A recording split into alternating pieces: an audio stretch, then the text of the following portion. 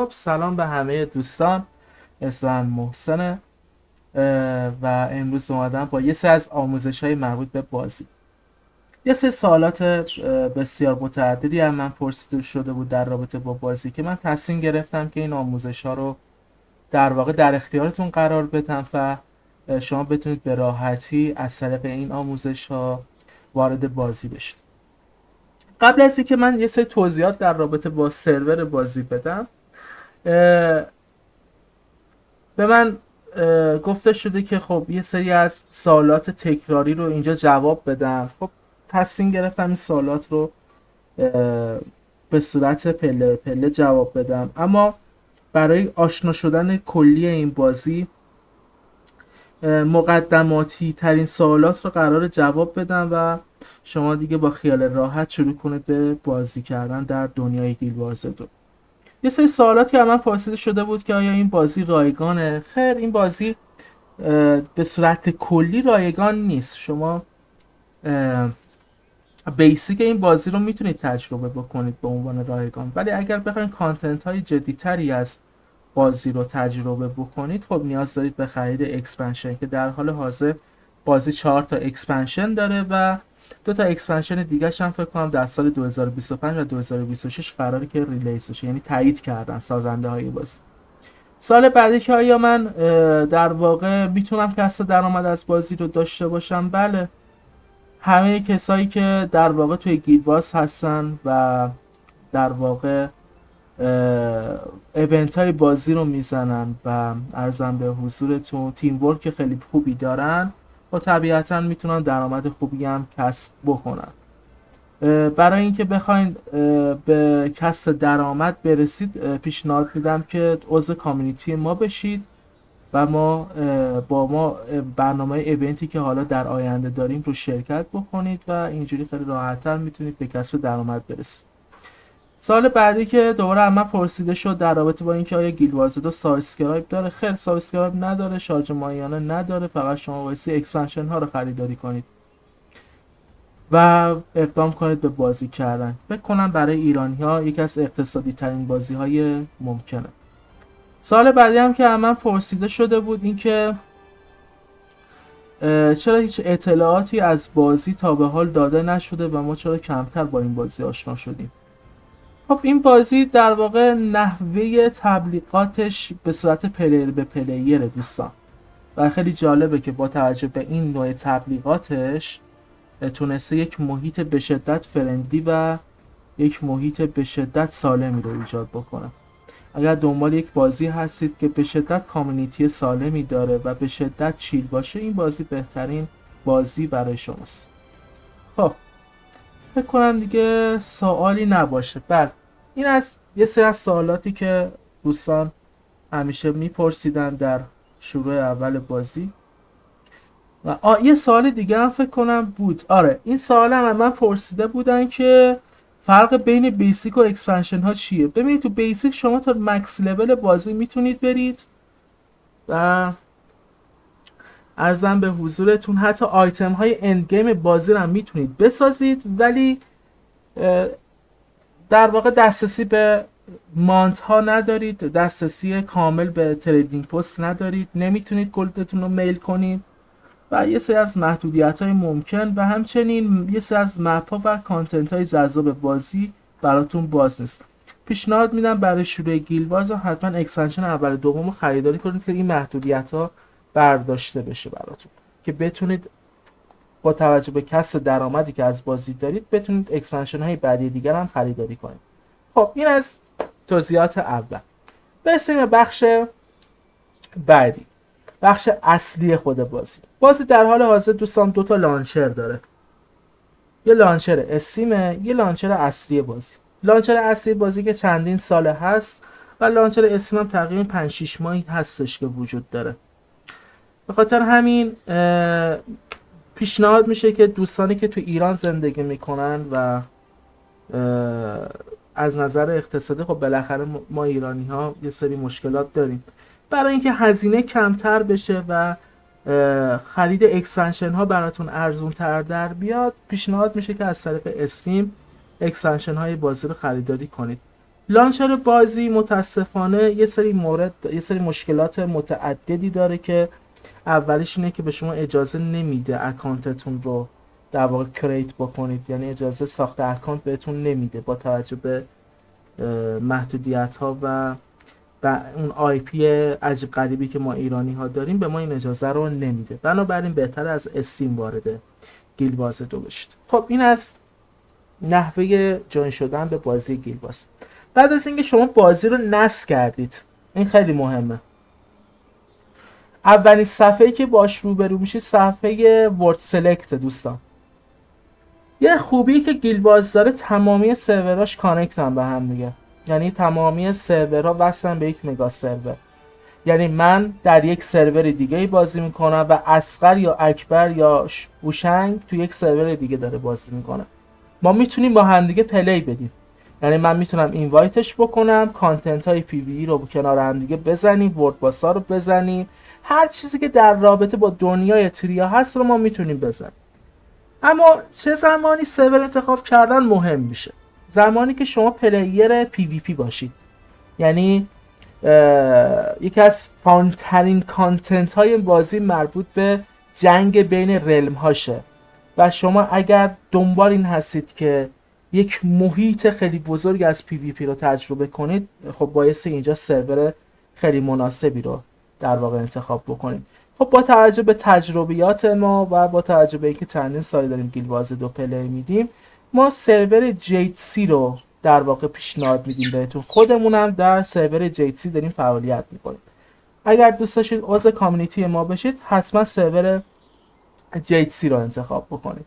خب بعد از که انتخاب کردید سرور رو، بازی یک بار شما رو در واقع از بازی میندازه بیرون و دوباره شما باید وارد بازی بشید. بعد از اینکه وارد بازی شدید، با این قسمت در واقع روبرو میشید که میتونید اکانت خودتون رو یعنی دیگه وریفای کنید و کاراکتر خودتون رو در واقع بسازید. خب برای ساختن کلاستون و کاراکترتون که قسمت سمت راست کریت رو کلیک میکنید و متوجه میشید که اولین صفحه‌ای که باش روبرو میشید انتخاب نژاد هست. بچه‌ها نژاد ها فقط در واقع از نظر زیبایی در واقع میشه گفت تفاوت دارن، قدرتی هیچ تفاوتی با هم دیگه ندارن. یعنی اینجوری نیستش که شما مثلا اگر آسورا باشی خیلی ضعیفتر از نورنی. نژادها فقط نظر شکل و شمایلی با هم دیگه تفاوت دارن، نه از نظر پاوری. بنابراین میتونید هر کلاسی رو با هر نژادی که دوست داشتید انتخاب بکنید. در حال حاضر 5 تا نژاد داریم.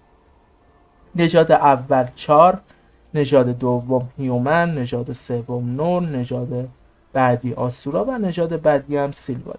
نژاد چار به شدت جنگجوان و تشنه خونن. هیومن هم که بیسیک ترین نژاد تمامی بازی های MMORPGه و نور هیچ تفاوتی از نظر شکل و شمایلی با هیومن ها ندارن، ولی خب هیکلشون گنده تره، توی کوهستان زندگی میکنن و نمادشون مثل نماد حیوانات مختلف مثل خرس و گرگ و این مسائل است. آسورا عاشق استفاده از تکنولوژی و ماجیکن، یعنی جنن دیگه، جادوگر و این مسائل ها.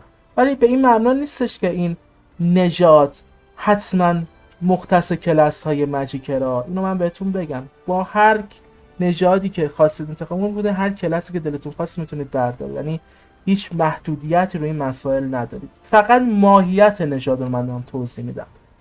برسیم در واقع نژاد بعدی. نژاد درختن اینا، در واقع از سیلواری اسمش، درختن و از طبیعت قدرت میگیرن. حالا با توجه به اینکه شما در واقع نژادتون رو انتخاب کردید، من حالا به صورت مثال سیلواری رو انتخاب میکنم.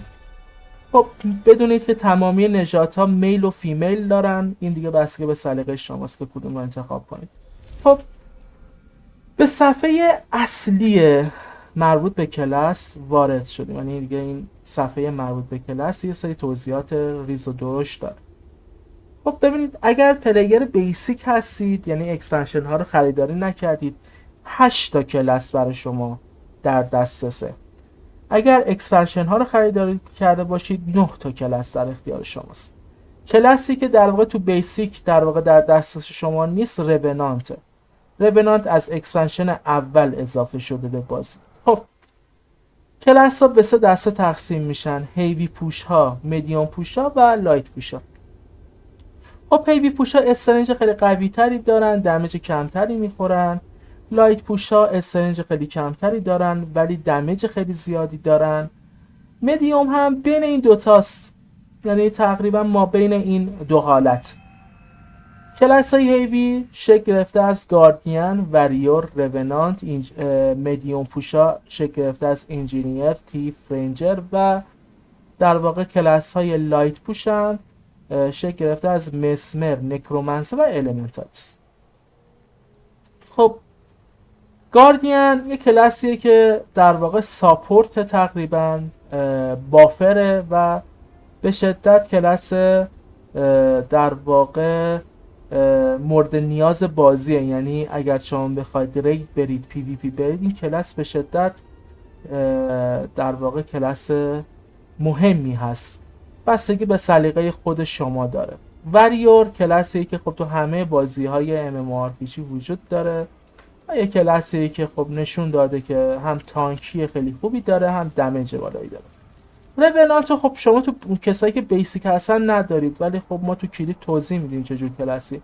ترکیبی از ساپورت هیلر، ساپورت تانک، ساپورت دمیج و حتی دمیجی هم هستش. یه کلاسیه که یه جورای آچار فرانسه گیلوایز 2 به شدت کلاس مهمی هم هست در کنار گاردین.